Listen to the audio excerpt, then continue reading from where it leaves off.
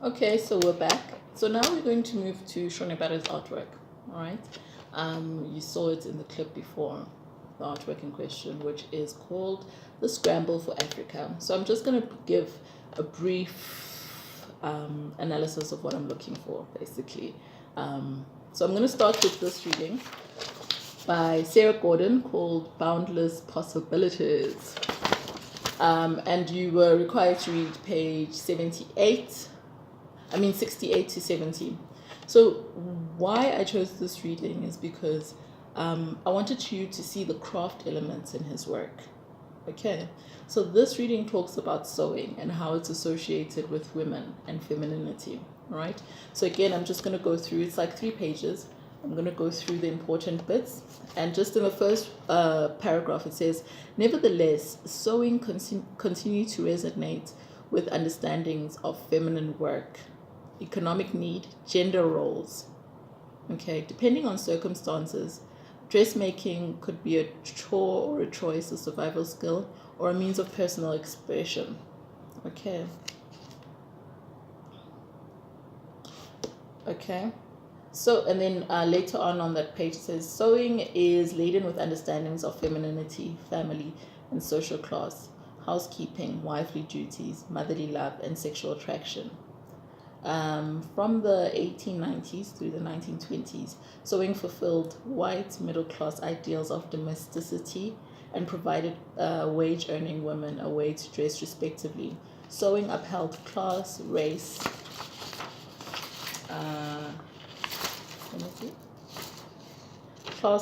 and gender hierarchies. Okay, you go to the next page.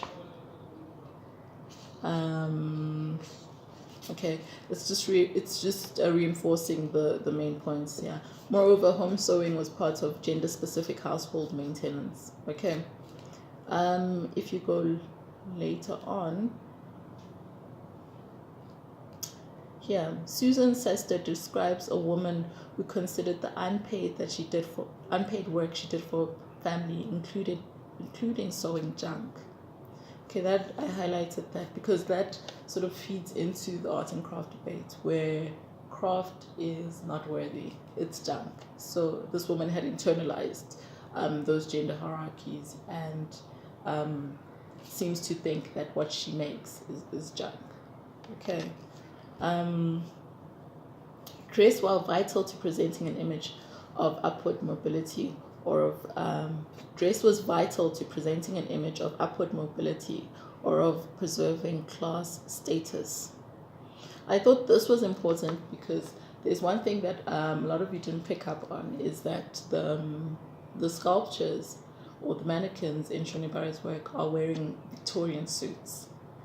And if you think about that era in England or in Europe, it had very clear class distinctions, and people you'd have the commoners or the common women who wouldn't dress that way.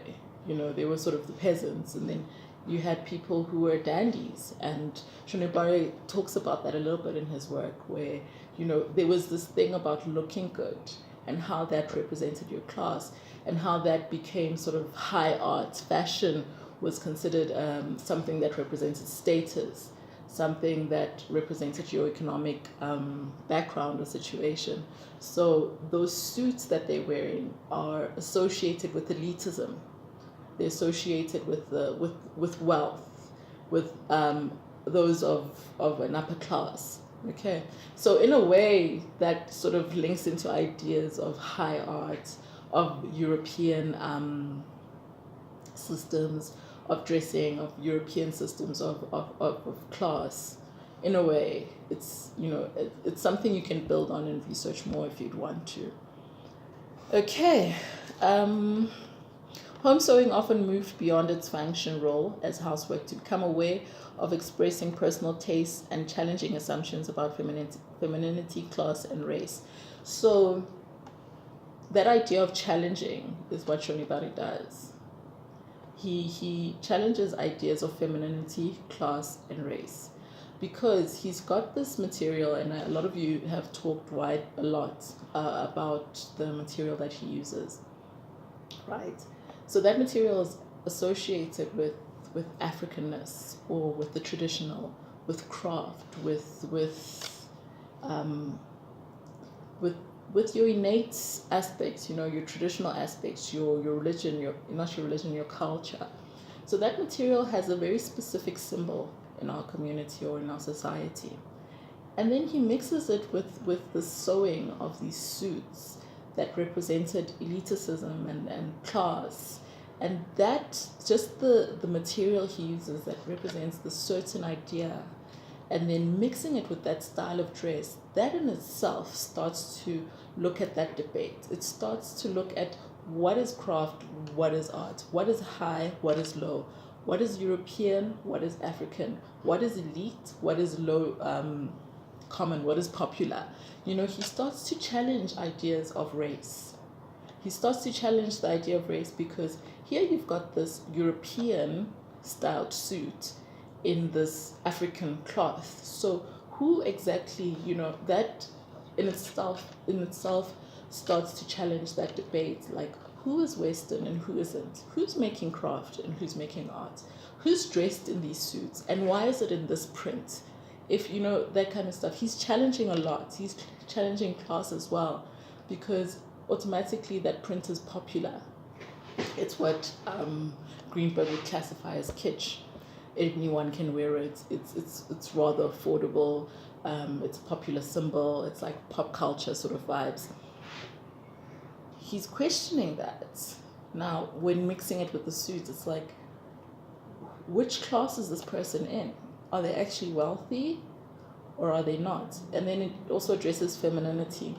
The mere fact that Shonipare takes sewing and he puts suits that are sewn in a museum, that challenges what sewing is understood as. It's understood as domestic. It's understood as housework. Immediately, by just putting a suit into a gallery that has been sewn by himself, it starts to challenge what is understood as femininity. Because here he's a man, an African man, who's sewing, but he's taking whatever he's sewing and he's putting it in the space that is identified as elite, as high art. So that starts to challenge these boundaries that the art and craft debate has. Okay. If you go on, okay, it's just reinforcing what I've already stated. Many women found sewing to be a source of creativity and pride, and activity considered to be work was interpreted as pleasurable. So again, it's woman's work. It requires no intellect. It's fun. It's pleasurable. It's something you can do in your spare time. It's not like high art where you need to be trained for it. You know, you need to go to your studio, you need to work in marble. It's something you can easily do. It's readily available. Okay, so that's some of the stuff that I wanted you to get from this reading. Nice and short.